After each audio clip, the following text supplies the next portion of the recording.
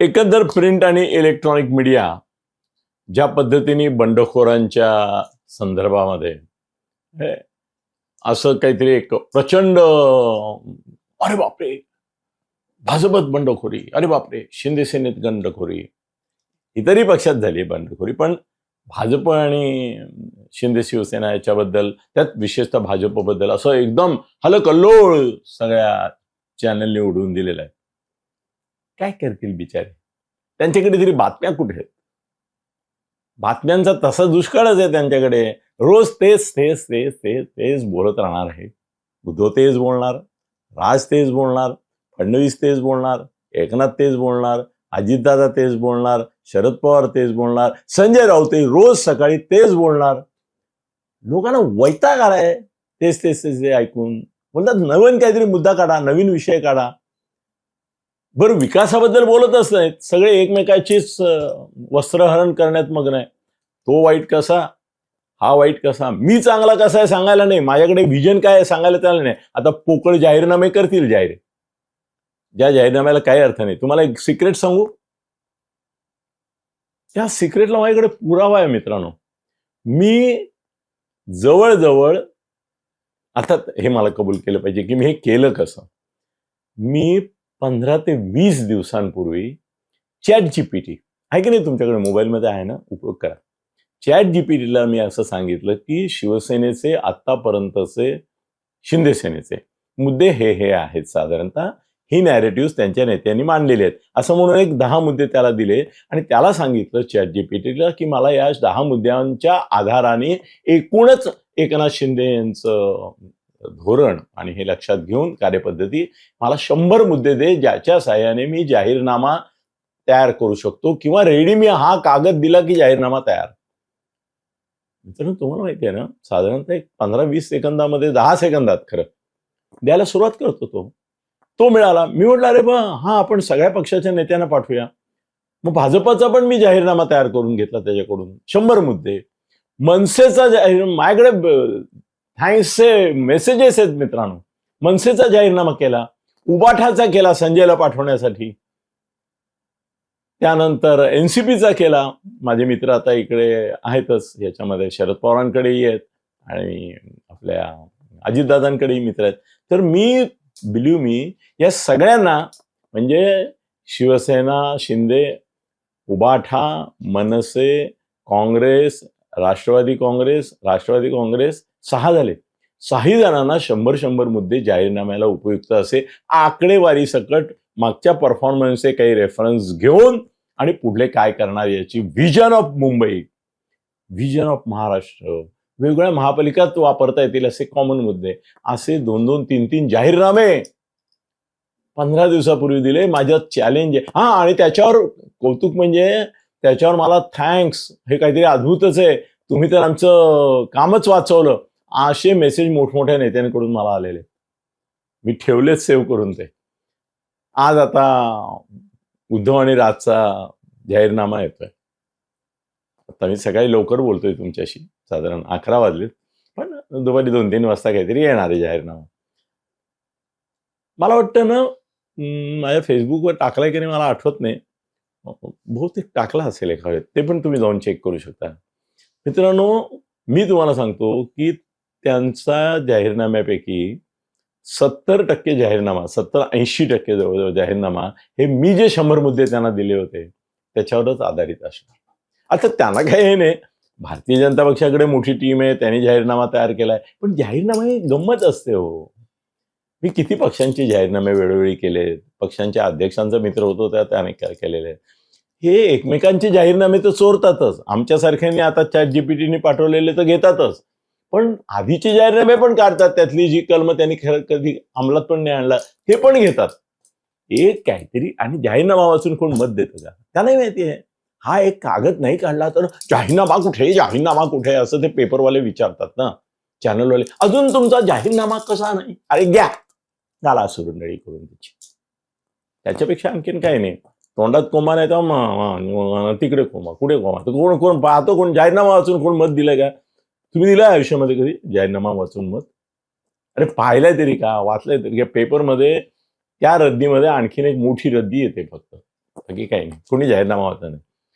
हे कार्यकर्त्यांचे सुद्धा जे परिचय पत्रक वाटतात ते काही टाकतात त्याच्यात, केलं नाही केलं काय नाही, ते काय तुमच्या घरात ते आणून देतात, कधी कार्डाबरोबर देतात, हल्ली कार्ड वेगळी येतात पण आणून देतात, तुम्ही वाचता ते रद्दीत जातात. जसे पेपरमध्ये ते येतात की नाही लिफलेट्स येतात, कधी पेपर बघा सकाळी उघडा लिफलेट, कधी उघडून बघता तुम्ही? कधीच बघत नाही. अजून त्या वेड्यानं माहितीच नाही की अशी पेपरमध्ये टाकलेली लिफलेट खाली पडतात, लोक उचलतात आणि तसेच डस्टबिनमध्ये टाकतात. देतात लोक तसे आपल्याला द्यायचं व्हॉट एव्हर इट इज. पण हे जाहीरनामे जे आहेत त्याच्या संदर्भामध्ये मी एक खुलासा केला तुम्हाला की जाहीरनामे लिहिणं सोपं असतं, ते करायचं असतं. ChatGPT तयार करून देतो. आता खरं म्हणजे कमिटीची गरजच नाही. ChatGPTला सांगा हा मला जाहीरनामा देतो आणि मी दिला. मला आभार अभिनंदन थँक्स हो माझ्याकडे मेसेज आहे या. आता आणखीन एक गोष्ट, हे बंडखोर चाललाय ना, मूर्खपणा आहे. काही बंडखोरी वगैरे काही नाही, हे ब्लॅकमेल आहे, इमोशनल ब्लॅकमेल आहे, पॉलिटिकल ब्लॅकमेल आहे, दुसरं काही नाही. 99% लोक जे आता अपक्ष म्हणून उभे राहिले, बंडखोर म्हणून उभे राहिले. मी 1% का ठेवतो माहितीये? मला कायद्याने परवानगी नाहीये 100% म्हणायला. माझे वकील आहेत, ते मला सारखं सांगतात बहुसंख्य हा शब्द अनिलजी वापरायचा, सगळे म्हणायचं नाही, म्हणून मी म्हणत नाही. बहुसंख्य म्हणूया, चला कायदा पाळूया.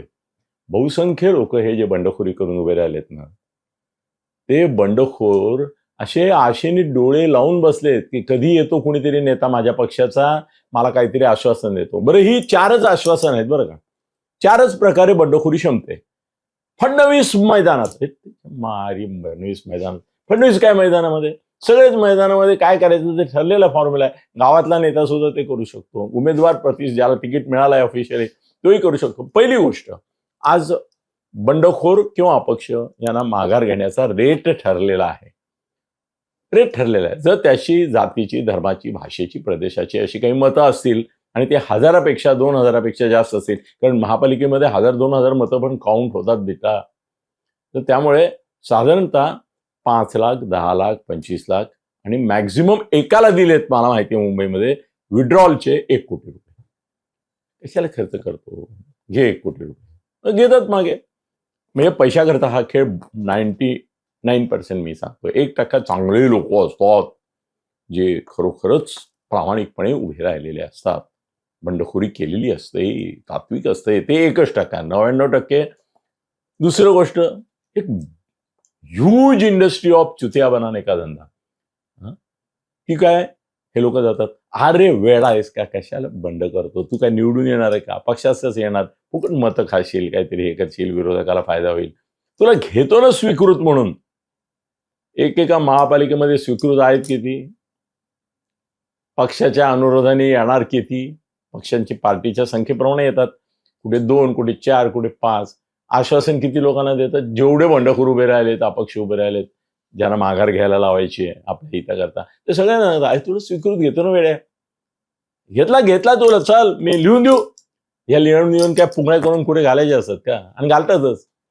असल्या पुंगळ्या त्या स्वीकृतचे पत्र दाखवत आहेत मला, 2-4 दाखवलं, मी माघार घेणार आहे कारण मला स्वीकृत. मी म्हटलं याड्या, ऑलरेडी 20 लोकांना देऊन बसलाय तुमचा नेता, स्वीकृतचं देतात. नाहीतर आणखीन जर चुतिया बनवायचं असेल, मी हा चुतिया शब्द वापरतो कारण संजयने तो संसदीय केलाय म्हणून, आणि तेच शब्द योग्य, दुसऱ्या शब्दात नाही. गाढव बनवणं, उल्लू बनवणं, मूर्ख बनवणं हे सौम्य शब्द आहे, चुतियाच बनवतात. तिसरं, अरे 165 महामंडळ आहेत महाराष्ट्रामध्ये. त्या 165 महामंडळावर जवळजवळ 2-3 हजार लोकांना घ्यायचं आहे आपल्याला. देतो ना तुला महामंडळ, पैसे मिळतील असं महामंडळ देतो ना, तू का काळजी करतो? ह्याला यातलं काहीतरी एक आश्वासन पाहिजे असतं आपल्या लोकांना सांगायला की मी माघार का घेतली, काहीतरी तात्विक. बस त्यांनी मला सांगितलं स्वीकृत करतो. अरे त्याला तू नगरसेवक पदाचं तिकीट नाकारलं, त्याला तू विधान परिषदेवर घेणार आहे. मग आमच्या इथे ठाण्यात तरी एकाला राज्यसभेवर घेतो सांगितलं, तर काय बोलायचं? What ever it is. हे बंडखोरी वगैरे जे आहे ते थंड होण्याकरताच ते बसलेले आहेत. त्याचा लाळ घोटतायत की कधी येतो मला काहीतरी देतो आश्वासन. आणि आश्वासन मिळालं की ते माघारी जाणार आहेत.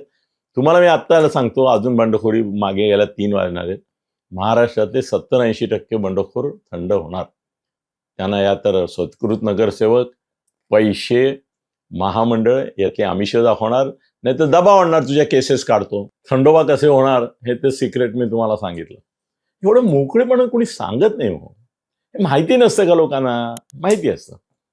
अनेक वेळा मला पत्रकार मित्र आहेत, आता मी काय आहे ना की फोनवरून सगळ्यांना टचमध्ये असतो. हे बघ, माहिती मिळाली पाहिजे ना चारही बाजूनी. तर ते म्हणा, तू काय नवीन सांगितलं, किंवा जरा रिस्पेक्ट असेल तर, आणि तुम्ही काय नवीन सांगितलं, आम्हाला पण माहिती आहे. म्हणलं तुम्हाला पण माहिती आहे, पण तुम्ही सांगितलं कुठे? सांगितलं का? झाली काय तुमची हिंमत? हे चुत्या बनवत आहेत, बोलले का? पैसे देत आहेत, 5 लाख 10 लाख 15 लाख 25 लाख 1 कोटीपर्यंत पैसे देत आहेत. सांगितले, बोलले का? मी बोललो, मी म्हणून मी आणेल तर ते. तुम्ही हे सांगितलं का की हे गाढव जे बंडखोर तथागतीत अपक्ष आणि हे ते ज्यांचे माघारी चाललेले आहेत त्यातले बहुसंख्य लोक आहेत, त्यांना सांगताय स्वीकृत घेतो. अरे 2-5 नाही येते तुमच्या वाट्याला, आणि तुम्ही 10-20 लोकांना स्वीकृत आहे. उभे राहिले तर एक मतदारसंघात किती बेसुमार उभे राहिले, त्यांना सगळ्यांना सांगताय स्वीकृत. बोललो ना, पैसे, स्वीकृत सदस्य, महामंडळ आणि त्यांच्यावाल्या केसेस, त्याची धमकी, तुला हे करू त्या करू, तुझी इन्क्वायरी लावू, तुझं हे करू, हे 4 मार्गाने करतायत. बोललो तुम्हाला. आणखीन एक मुद्दा मला तुमच्या नजरेला आणायचा आहे, आणि तुम्ही ऍग्री व्हाल लगेच. अनिलजी खरंच आहे तुम्ही म्हणताय ते. आईला, आम्ही बघतोय टीव्हीवर फॉर्म भरायला आलेले लोक, फॉर्म भरायला आलेल्या लोकांबरोबरचे लोक पण बघतोय, कार्यकर्ते पण बघतोय. मित्रांनो, मला सांगा तुम्ही की काही सन्माननीय अपवाद वगळता, हो, हे वाक्य माझं, ते संविधानिक इशारा असतो ना, सिगरेट विकायची आणि त्याच्यावर लिहायचं संविधानिक इशारा, सिगरेट पिणे इंजुरीज टू हेल्थ, हो की नाही? याच्यापेक्षा आणखीन काय विनोद असू का? की तुम्ही जे विकताय त्याच्यावर तुम्हीच म्हणताय की हे कर्करोग होऊ शकतो, याच्यामुळे तुम्ही मरू शकता, आणि तरी विकताय, आणि विकायला परवानगी मिळतेय. हे धमाल आहे. जे येत आहेत ना भरायला फॉर्म, टीव्हीवर बघता की नाही न्यूज, फॉर्म भरायला आले लोकांच्या. यार मला सांगा तुम्ही, मला तर ना एक सिनेमामध्ये आपल्याकडे साधारणतः चोर, दरोडेखोर, मवाली, त्यानंतर हे रस्तोरस्ती फिरणारे झाटू पंटर लोक असतात, किंवा टपोरी असतात, किंवा निन्ना साऊथच्या पिक्चरमध्ये कसे ते असे अर्धान, हे एवढ्या मोठे दाढीची मधाची पोळी वाढवलेले, डोळे तर्राट, 12 महिने वगैरे याच्यामध्ये पटाईत असलेले, काहीतरी आपण इतका उग्र हिंस्त्र चेहरा असलेले, शब्द ऐका, उग्र हिंस्त्र असा चेहरा असलेले, ज्यांना बघितल्यावर आदर वाटण्याच्या वेळी भीती, दहशत वाटावी अशा चेहऱ्याची, हा नक्की निदान यांनी किमान 4 बलात्कार, 4 दरोडे आणि किमान एक 10 फ्रॉड्स केलेलेच असले पाहिजे, असं बघितल्या क्षणी त्याच्याबद्दल वाटेल, गॅरंटी वाटेल मला. तेव्हा असे किती मोठ्या संख्येने लोक तुम्हाला फॉर्म भरताना दिसत आहेत की नाही? अरे यांना पण मला वाटतं या हल्ली काय ना, गुंडांना आपण गुंड आहोत हे असण्यापेक्षा दाखवण्याचं पण हौस आली. हो, बघा ना तुम्ही त्यांच्या रॅलीज बघा, तुरुंगातून सुटलेले गुंड ज्या रॅलीज काढतात त्यात ते गुंड आणि त्यांच्या भोवतीचे लोक दिसतात ना, बघता ना, टीव्हीवर दाखवतात. हल्ली आपल्याला बरं झालंय, तसे दिसणारे लोक तुम्हाला कार्यकर्ते म्हणून, आणि तसला माणूस तो तुरुंगातून सुटून त्या गाडीमध्ये बसून असा असा करतो ना, गुंड चेहरा असा क्रूर, हे ते, आणि पाहिल्यावरच वाटतं की हा नुसता बेवडा नाहीये, हा खवडा पण आहे, हा समाजाचा कंटक आहे, हरामखोर, याला तुरुंगातच डांबायला पाहिजे. आता तो उमेदवार, तो उमेदवार आहे तुमचा, झक मारत तुम्हाला चोराला मत द्यायचं, दरोडेखोराला द्यायचं, चॉईस कुठे आहे तुम्हाला? बरं, हे काय मी एका विशिष्ट पक्षाबद्दल नाही बोलत आहे बाबा, नाही ना, मी बहुसंख्य पक्षांच्या उमेदवारांच्या बाबत बोलतोय. बहुसंख्य उमेदवार, सगळ्या पक्षांचे बघा चेहरे. अरे हे लोक उद्या तुमचे लोकप्रतिनिधी म्हणून मिळवणार आहेत. मी दरोडेखोरच तुम्ही निवडून देताय, जे सगळे पुष्पाच आहेत, आणि तुम्हाला त्या चंदन चोरांबद्दलचं कौतुक वाटतंय, आणि ते तसंच त्यांनी दिसलेलं तुम्हाला करून केलेलं ते आवडत आहे. असं करणारे उमेदवार करून दाखवत आहेत. तू काय पब्लिकचा कापायला निघालाय हरामखोर? तेच उमेदवार. बरं, मला तर एकाने विचारलं की साहेब तुम्ही म्हणता तो हे, आता मी खाजगीत पण बोलतो ना लोकांशी, तर मला एकदा म्हणाला साहेब आमच्या इथे जे काही उमेदवार भरलेत अजून विड्रॉल नाही झाले म्हणाला, पण जरी झाले तरी आम्हाला माहिती आहे की या पक्षाच्या माणसाला आम्ही उमेदवार दिलं तर तो चोर आहे, पण अट्टल चोर आहे. याला दिलं तर तो दरोडेखोरच आहे, पण तो फेमस आहे दरोडेखोर म्हणून. त्याला तिकीट देतानाच बहुतेक तो दरोडेखोर आहे म्हणून दिला असावा. हा तर फ्रॉड आहे, चिटर आहे. याच्या पतपेढ्यांमध्ये यांनी जाम राडे केलेले आहेत. ह्याच्या कोऑपरेटिव्हमध्ये यांनी जाम राडे केलेले आहेत. डल्ला मारलेला आहे पब्लिक याच्या. हा बायकांना धमकावत फिरतो. याचे पंटर गावामधल्या पोरींना रस्त्याने जाऊ देत नाही, इतके हालत खराब करून टाकले. आता मला सांगा, या 5 लोकांचे 5 प्रकार, आणि 5ही एकाच जमातीतले गुन्हेगार गँगस्टर उभे राहिलेत, आणि गँगस्टरचे नातेवाईक पण उभे राहिलेत, आणि त्यांना तिकीट दिली. क्या बात आहे, काय चॉईस ठेवलाय पब्लिक सोबत. पण उद्याच्या ह्या तुमच्या महापालिका ह्या अशा गुंडांनी भरलेल्या दिसणार आहेत तुम्हाला. महापालिका आहे का तुरुंगातील खून, मारामाऱ्या, दरोडे याच्यामध्ये आरोपित असलेल्या किंवा शिक्षा झालेल्या गुन्हेगारांचं हे संमेलन आहे, स्नेह संमेलन, असा प्रश्न पडणार आहे तुम्हाला. येऊ द्या येता महापालिकांची चित्र, निवडून आलेल्यांची चित्र बघा, निवडून येणाऱ्यांची बघा, उमेदवारांची बघा. हे असल्या चेहऱ्याचे लोक उभे राहत आहेत, असल्या कॅरेक्टरचे लोक उभे राहत आहेत. आपल्याला काय खोटा चान्स आहे? काय चान्स आहे? काय उपटणार होता म्हणे यांच्यापैकी कोणाचं, आणि कोणत्या पक्षाला काय म्हणून द्यायचं? मला परवा एक जण म्हणाला, बाबा रे मी माझा ना उमेदवाराचा तो फोटो एकदा आला त्याचं, ते काहीतरी त्याच्यामध्ये आता वाटायला सुरुवात झाली बरं का लोकांचे. ते काय निवडणूक 3 तारखेला विड्रॉल वगैरे त्यांना काय नाही, त्यांच्या वाटायला सुरुवात झाली. तुम्हाला त्याचा फोटो पाहिला, आणि मी माझ्या बायकोला सांगितलं की आपण आपल्या पक्षाला मत देऊ. ती म्हणाली या पक्षाचा उमेदवार, ते म्हणे ते काय सगळ्यांचे सारखेच आहेत. 90% तिकीट चोर, दरोडेखोर, गँगस्टर्स यांनाच सगळ्याच पक्षांनी, सगळ्या नवे बहुसंख्य पक्षांनी. I correct. निवडणूक आयोगासमोर मी निवेदन करत आहे, न्यायालयासमोर निवेदन करत आहे, उमेदवारांसमोर की मी बहुसंख्य म्हणालो, 90% म्हणालो. 10% कोण? तुम्ही समजा ना, मीच तो 10%. हे बरं असतं ना. ते जे मी म्हणतो ना की अनेक तेव्हा बरेच म्हणतात की मी सोडून, मी जेव्हा म्हणतो 90% साले हरामखोर गुन्हेगारच दिसत आहेत दिसायला. मी महिला उमेदवारांविषयी बोलण्याचं काही टाळलं, हे तुमच्या लक्षात आलं असेल. मुद्दाम टाळलाय, मला नाही त्या नसत्या याला वेगळं वळण लागेल म्हणून मी त्याबद्दल, त्यांच्या असण्याबद्दल, दिसण्याबद्दल, त्यांच्या चारित्र्याबद्दल, त्यांच्या बॅकग्राऊंडबद्दल, त्यांच्या नवऱ्यांच्या बॅकग्राऊंडबद्दल, कारण बहुसंख्य महिला या कोणाचे तरी काहीतरी आहेत म्हणून तिकीट घेत आहेत. त्यामुळे त्यांच्याकडे मी नाही पॉइंट आउट करत. त्यांची जे आहेत ना, कोणाचा बाप आहे, कोणाचा भाऊ आहे, कोणाचा मेवणा आहे, कोणाचा भाऊजी आहे, काय आहे ना, घरातच तिकीट दिलेत ना 2-2, 4-4. ती कुठल्या पक्षाला लाज आहे? सगळ्याच पक्षाने ते केलंय. घरातच 4-4, 6-6 तिकीट दिली आहेत. मग ते जरी इकडे म्हणायचं घराणेशाहीला आमचा विरोध आहे. ओ हो वा, फारच छान, तुमचा घराणेशाहीला विरोध आहे, आणि तुम्हीच एकेका घरामध्ये 4-4, 6-6 तिकीट देतं. बहुसंख्य पक्षांना लॉज नाही का वाटत? आम्ही काय उपडणार आहोत तुमचं? तुम्हीच 5 वर्ष आमची उपटणार आहात माहिती आहे आम्हाला. आणि उपटेच पाठवलेत ना तुम्ही, आणि उपट सुंभ पण पाठवलेत. आदल्या रात्री एक पक्ष, दुसऱ्या दिवशी सकाळी दुसरा पक्ष. रात्री एका ठिकाणी दारू ढोसायची, मटन चिकन वर ताव मारायचा, सकाळी हगायला दुसऱ्या पक्षात. चाललंय ना.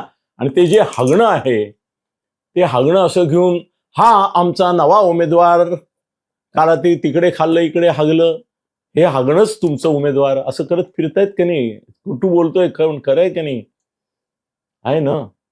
आदल्या दिवशी हा बघितला, हा बलात्कारी आहे, हा व्यभिचारी आहे, हा भ्रष्टाचारी आहे. ओ हो हो, हे टीका केली. सकाळी उठून बघावं तर, परंतु वाल्याचा वाल्मिकी नाही का झाला? काय त्या वाल्याने एकदा काय चूक केली? हे सगळेच वाल्मिकी म्हणायला लागले स्वतःला. काय काय करायचं काय?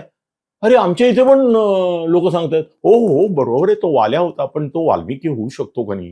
हो, जसे काय तुम्ही नारद मुनी झाले ना, त्याचं वाल्मिकी कराल. तुमच्याकडे काय फार मोठे संस्काराचे अगदी हे आहेत, एका रात्रीत, एका तासात हा, अरे याचा फॉर्म भरून त्याचाही फॉर्म भरणारे लोक निघाले. मी तुम्हाला सांगू, तुम्ही मतं कोणालाही द्या, कोणत्याही पक्षाला द्या, पुढील 5 वर्ष तुमची आय झेड करतात त्यांनी बघा. असलेच उमेदवार दिले, त्यांचे चेहरे बघा.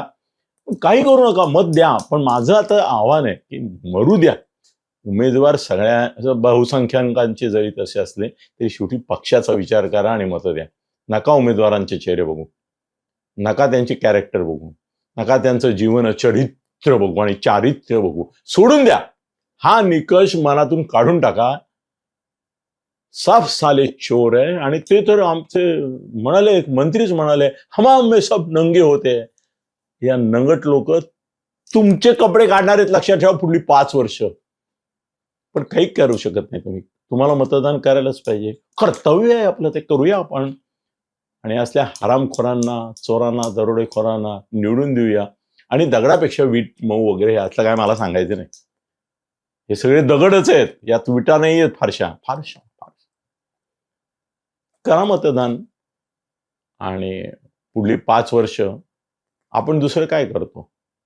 आमदार खासदार निवडून दिले, बहुसंख्य, आणि आता नगरसेवक निवडून देणार झक मारत. आपण 5 वर्ष एकच करू शकतो. ते तुम्ही करणार, मी करणार, आपण सगळे मिळून करणार. ते म्हणजे पश्चात्ताप. धन्यवाद.